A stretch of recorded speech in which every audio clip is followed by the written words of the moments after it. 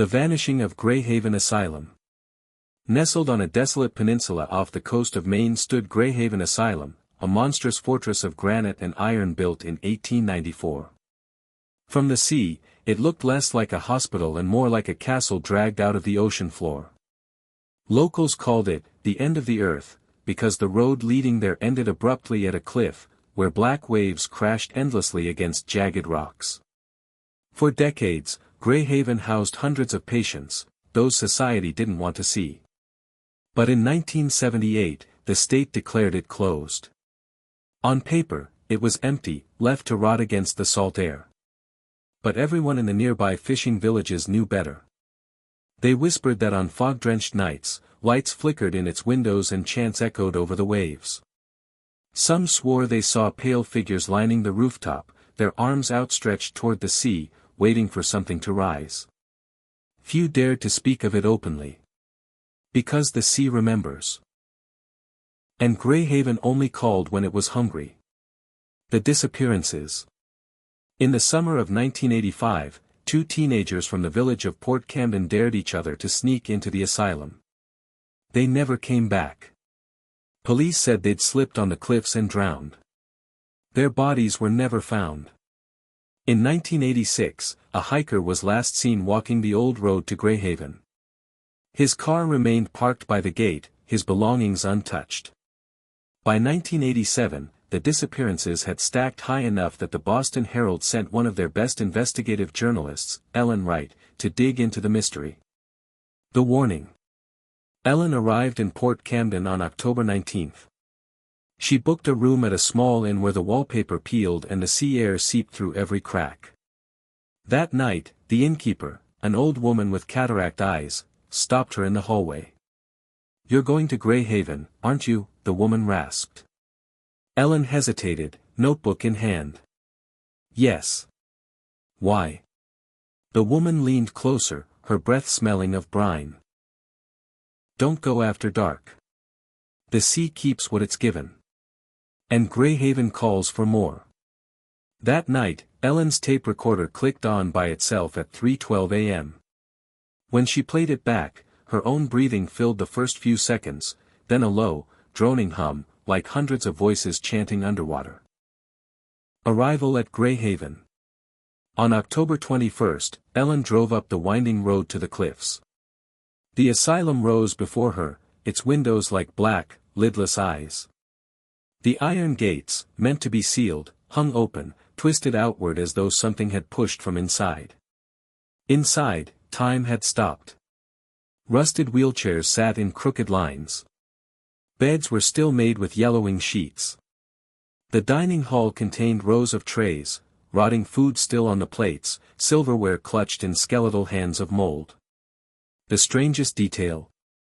The air was warm. Humid, like standing inside a lung. And faintly, somewhere deep below, a bell tolled. Dr. Brandt's records. In the records office, Ellen unearthed files about Dr. Silas Brandt, Greyhaven's final warden. His handwriting became increasingly erratic. Patients hear it in their sleep. The tide inside the skull. The ocean beneath the earth is awake. It speaks through them. We must prepare the offering before the 3rd of November. The sea will claim Greyhaven if we fail. His final entry read. They gather in the tunnels tonight. The tide rises not with the moon but with the mind. If the bell calls, all must answer. The records ended abruptly. The asylum had been shut down days later. The hallways. Ellen explored deeper. She found the children's ward, where the walls were covered in drawings done in crayon. Not playful doodles, spirals, jagged wave patterns, towering figures rising from the sea.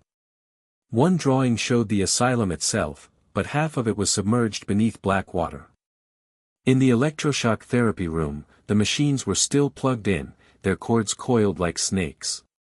A foul stench hung in the air, though the room had supposedly been empty for a decade. And in one padded cell, scratched into the walls with bleeding fingernails, she found a single repeated word. Returned. The descent. Following the bell's sound, Ellen discovered a hidden stairwell in the basement. Behind a collapsed supply closet, a door opened to a spiral staircase carved into the stone itself, slick with seawater. The chanting grew louder the deeper she went. Her flashlight flickered as though something unseen breathed against it. At the bottom, she entered a massive cavern where the asylum's foundation met the sea cliffs.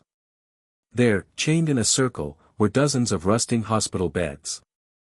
The chains connected to a central object, a colossal, corroded bell. Its surface pulsed faintly, as though veins ran through the metal. Around it stood figures in tattered hospital gowns, swaying in unison. Their faces were smooth, eyeless, mouthless. Yet inside Ellen's skull, she heard their voices. Returned. The last tape.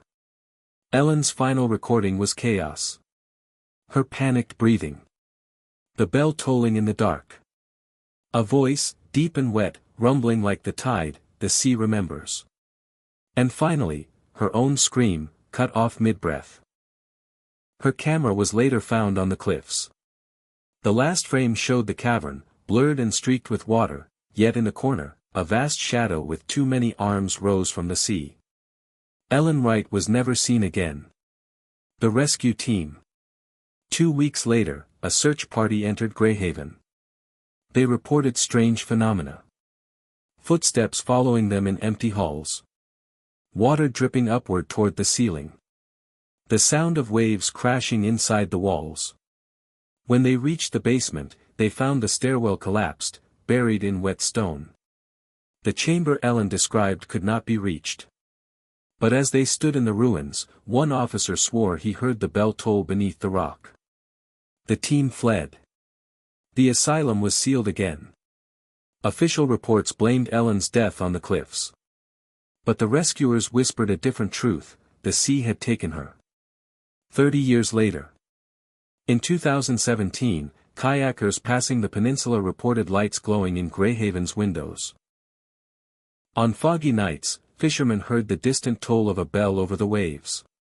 One viral photo showed something horrifying: the ocean beneath the cliffs glowing faintly, as if lit from within. In the glow, long, pale shapes moved like arms reaching for the surface. And carved freshly above the asylum gates was one word. Returned. The legend. Now, locals avoid the peninsula entirely. They say Greyhaven is alive, that it feeds on those foolish enough to enter. Some believe the asylum was never built for patients at all, but as a vessel to hold something ancient beneath the cliffs. And they whisper this warning. When the fog rolls thick and the bell tolls from the sea, you must never follow the sound. Because Greyhaven does not want you to leave. It wants you to stay. Forever.